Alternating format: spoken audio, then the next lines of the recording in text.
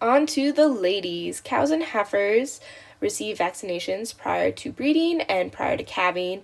The vaccination given prior to calving is called Scourgard, which prevents against diarrheal disease in the calf. Diarrhea in a newborn calf is not good and can cause dehydration and death. So it's important that they get these antibodies through mother's colostrum when they are newborn. Here is a shot of a heifer and a calf drinking its milk. There are many studies that have indicated the importance of colostrum, as the newborn calf only has the ability to absorb antibodies from colostrum within the first few hours of life. And it is also known that natural methods of receiving colostrum are most effective, so a rancher will do everything that they can to ensure that a calf is getting that natural colostrum. And usually if they see a birth and witness it, they'll stick around and make sure that that calf is getting up and drinking that first milk. And if they notice that there's issues, then they normally lead that mother to a head gate or tie it up or work with it right there and help the calf to latch on. And sometimes that doesn't always work. So you could tell that this calf was kind of struggling to latch on. It was really focusing on that front teat that you can see there. It's kind of smaller than the rest of them and probably the easiest for it to latch onto. However, that one is empty.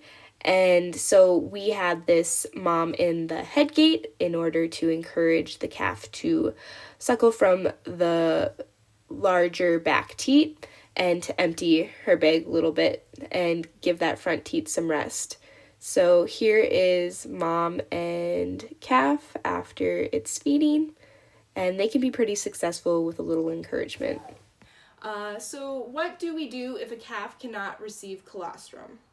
And due to whatever reason that may be. Sometimes it may be a bad teat or a bad bag. This usually happens with older cows, and perhaps a lack of mothering ability and other issues that may arise with first-time calf heifers. As they are new to mothering, heifers usually need more guidance and supervision during calving and post-parturition, so calves usually need aid with latching on.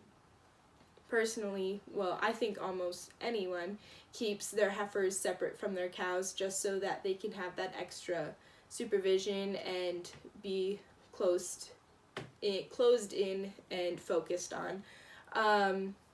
And also, sometimes a teat can be so full of milk and too swollen for a calf to properly latch on. So that's another instance where we will try and help the calf get that mother's colostrum. But if all of these things fail, mother isn't cooperating, we can't get the calf to figure out how to latch on, or the bag is essentially empty, then the rancher recognizes that there is an issue. This natural colostrum is a no-go, and so this is when we step in and provide the calf with replacement colostrum, and it is ingested by the calf, and antibodies are absorbed into the bloodstream in order to provide passive immunity against common pathogens such as E. coli. And these types of pathogens may cause diarrhea, which can cause dehydration and death in young calves, especially if they're not receiving colostrum or milk and liquids. They're just being dehydrated. And so what I have here is Colostrix, which is a colostrum supplement, and it's specifically, this one is immunoglobulin G, specifically designed for E. coli, and it is administered with a nipple bottle or a esophageal feeder. And nipple bottle, it kind of mimics the mother cow, and it's just easier to work with as the rancher can control what is going on and help the calf. And esophageal feeder, if it not at all possible, calf is sick or stressed out or weak and just isn't sucking, can't get to the bottle, that can be the esophageal feeder is a tube that goes straight into the esophagus and into the stomach, and the rancher can administer this without the calf having to do any work. Nursemaid is another option for if the calf has begun suckling or is struggling. Sometimes we use it with our heifers because heifers are smaller and they have more stress calving as it is their first time. So that means there's stress on the calf. So newborns or stressed calves may benefit from this, as it's an appetite stimulant and can be given after birth and prior to the first milk to aid in getting them up quicker and latched on as soon as possible, because ideally you want that calf to receive colostrum within the first 30 minutes or up to 4 hours, and at least 1 gallon of colostrum within the first 12 hours of life. After 24 hours, however, the intestinal tract can no longer directly absorb the antibodies and nutrients, which provide the calf with temporary protection until their immune systems are more developed or they are eligible for vaccination. So after visually observing the calf drinking milk, or either seeing it on its mouth or noticing that the mother's bag is smaller or has milk on one of the teats, whatever it may be, then we go ahead and vaccinate bull calves for tetanus. So bull calves receive a tetanus vaccine when they are newborns, as they are being castrated and they are at greater risk of contracting something, especially if it's coming from the soil. And also, their first 7-way vaccine doesn't come until later on at around branding time. And in addition, the 7-way vaccine often doesn't contain the tetanus toxoid.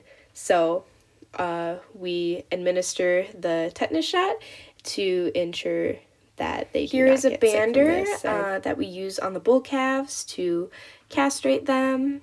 The little donut goes on there, and that goes around their testicles.